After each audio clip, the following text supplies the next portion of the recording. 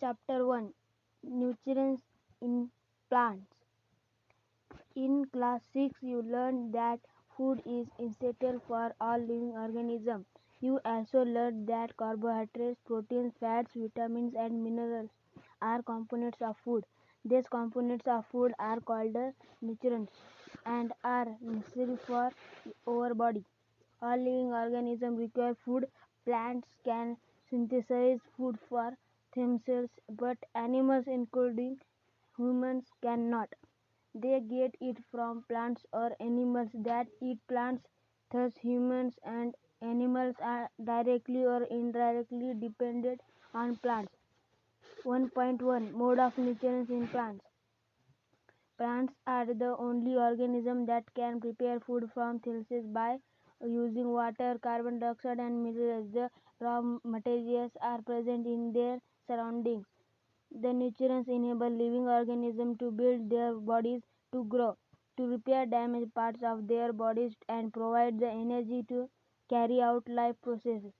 Nutrients is the mode of taking food by an organism and its ingestion by the body. The mode of nutrients in which organisms make food themselves from simple substances is nutrients. Therefore, plants are called heterotrophs. Animals and most other organisms take in food prepared by plants. They are called heterotrophs. Heterotroph. Now we may ask where the food factories of plants are located, whether food is made in all parts of a plant or only in keratin parts. How do plants obtain the raw materials from the surrounding? How do they transport them to the food factories of plants? 1.2 Photosynthesis, food making process in plants. Leaves are the food factories of plant. Therefore, all the raw materials but must reach the leaf. Water and minerals present in the soil are absorbed by the roots and transported up to the leaves. Carbon dioxide from air is taken in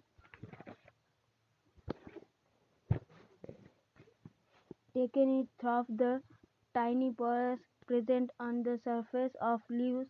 These pores are surrounded by guard cells. Such pores are called stomata.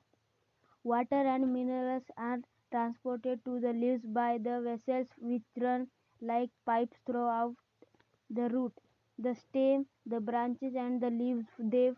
They form a continuous path of path or message for the nutrients to reach the leaf. They are called vessels. You will learn more about transport of minerals in plants in chapter 2. The leaves have a green pigment called chlorophyll. It helps leaves to capture the energy of the sunlight. This energy is used to synthesize food from carbon dioxide and water. Since the synthesis of food occurs in the presence of sunlight, it is called photosynthesis.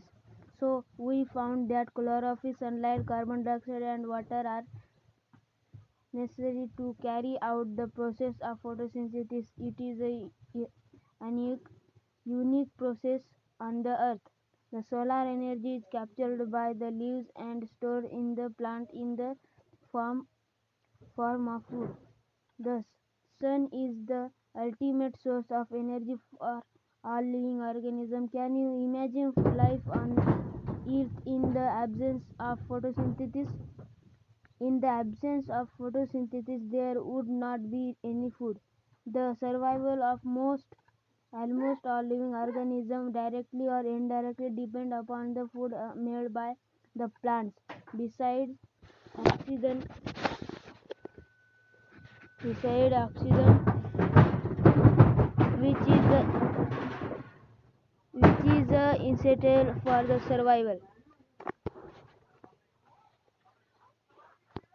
of all organisms, is produced during photosynthesis. In the absence of photosynthesis, life would be impossible on the earth. During photosynthesis, chlorophyll contains cells of leaves. in the presence of sunlight use carbon dioxide and water to synthesize carbohydrates. The process can be represented in an equation.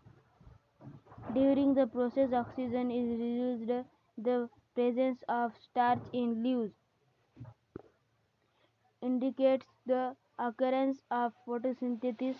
Starch is also a carbohydrate. Activity 1.1. Take two potted plants of the same kind. Keep one in the dark for 72 hours and the other in sunlight. Perform iodine test with the leaves of both the plants as you did in class 6. Record your result. Now leave the pot which was earlier kept in the dark in sunlight of for 3 to 4 days and perform the iodine test again. On test leaves, record your observation in your notebook. The leaves other than green also have chlorophyll. The large amount of red, brown and other pigment mask the green color. Photosynthesis takes place in these leaves also. You, you often see filmy green patches in ponds or stagnant water bodies. These are generally formed by the growth of organisms called algae. Can you guess why algae are green in color? They contain chlorophyll which gives them the green color. Algae can also prepare their own food by photosynthesis. Synthesis of plant food other than carbohydrates. You have just learned that plants synthesize carbohydrates through the process of photosynthesis. The carbohydrates are made of carbon, hydrogen, and oxygen. These are used to synthesize other components of food, such as proteins and fats. But proteins are nitrogenous substances which contain nitrogen. From where do the plants obtain nitrogen? Recall the nitrogen is present in abundance in gaseous form in the air. However, plants cannot absorb nitrogen in this form. Soil has certain bacteria that convert gaseous nitrogen into a usable form and release it into the soil. These are absorbed by the plants along with water. Also, you might you might you might have seen farmers adding fertilizers rich in nitrogen on the soil. In this way, the plants fulfill their requirements of nitrogen along with the other constituents. Plants can then synthesize proteins and vitamins. 1.3 Other modes of nutrients in plants.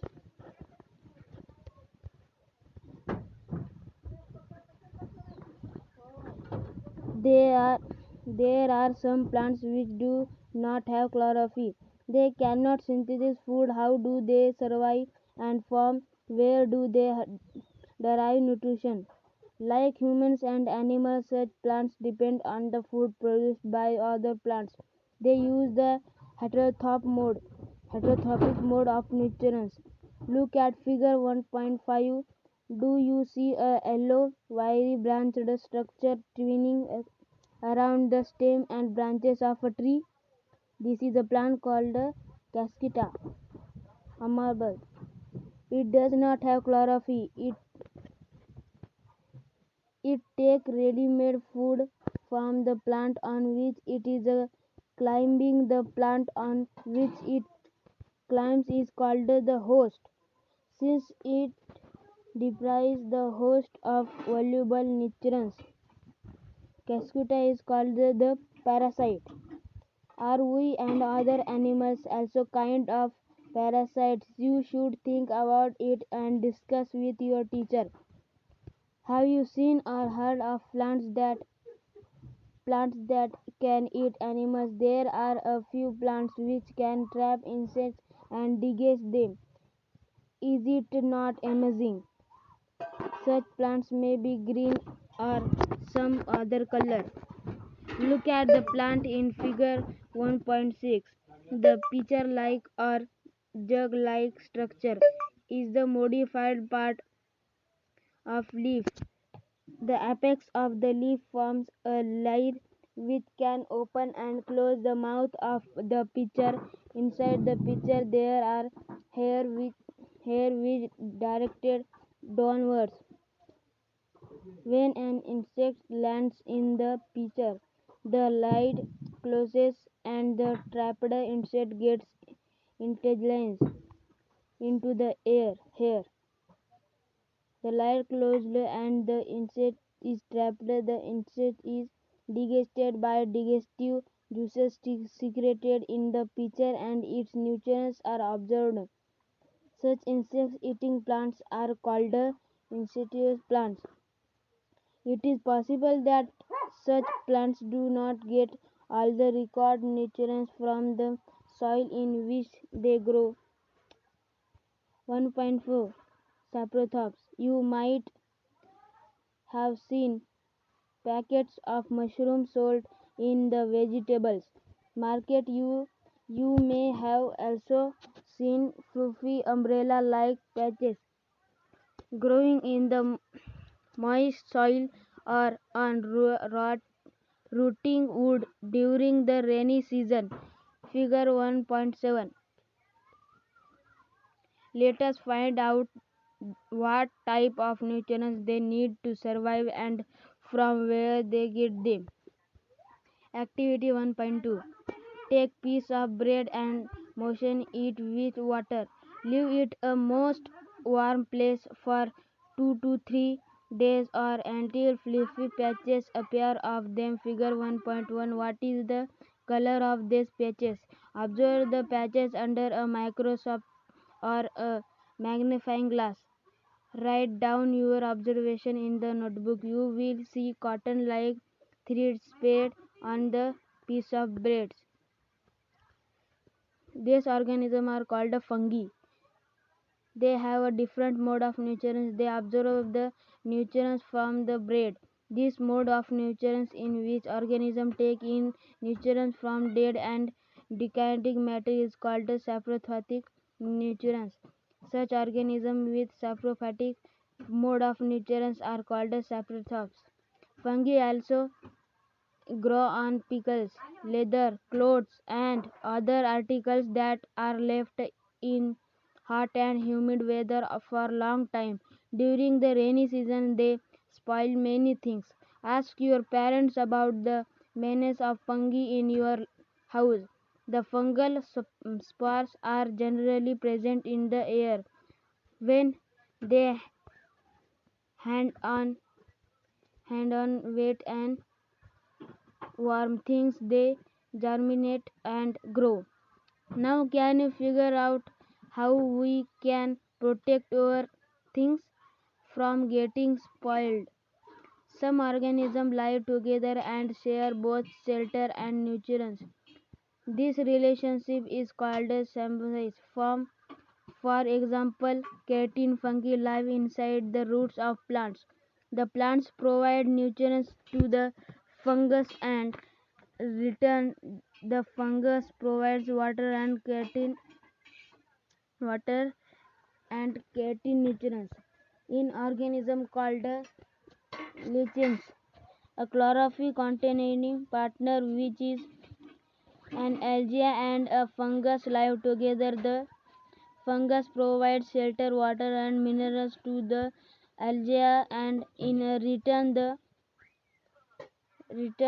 the algae prepares and provides food to the fungus.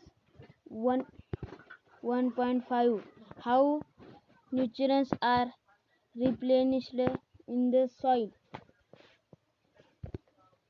You have seen farmers spreading manure of fertilizer in the fields or gardeners using them in laws or in pots. Do you know why this is done? You learn that plants absorb minerals and nutrients from the soil, so their amounts in the soil keep on declining. Fertilizers and manures coating nutrients such as nitrogen, potassium, phosphorus, etc. These nutrients need to be added from time to time to enrich the soil. We can grow plants and keep them healthy if we can fulfill the nutrients requirement of plants. Usually crop plants absorb a lot of nitrogen and the soil becomes deficient in nitrogen. You learn that though nitrogen gas is available in plenty in the air, plants cannot use it in the manner they can use carbon dioxide. They need nitrogen in a soluble form. The bacterium called a rhizobium can take atmospheric nitrogen and convert into a usable form, but rhizobium cannot make its own food. So it often lives in the roots of gram, peas, mung, beans and other legumes and provide them with nitrogen. In return the plants provide and shelter to the bacteria. They thus have a symbiotic relationship. This ecosystem is of great significance for the farmers. They can reduce the use of nitrogenous fertilizers where leguminous plants are grown. Most of the pulses are obtained from leguminous plants. In this chapter you learn that most of the plants are autotrophs. Only a few plants are parasitic or saprophytic. They derive nutrition from other organisms. All animals are categorized as heterotrophs since they depend on the plants and other animals for food. Can we say that the insectivorous plants are vertical heterotrophs?